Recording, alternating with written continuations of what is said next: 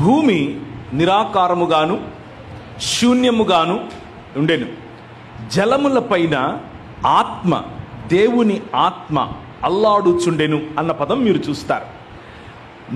సృష్టి జరిగినప్పుడు దేవుని ఆత్మ అల్లాడుచుండెను అనంటే దానికి అర్థం గాలిపటం ఎగిరేస్తే అల్లాడుతున్నట్లు అల్లాడుతుండెను అన్నది మీ మైండ్లోకి ఒకవేళ అలాంటి పిక్చర్ వస్తే అది కాదు దాని అర్థం.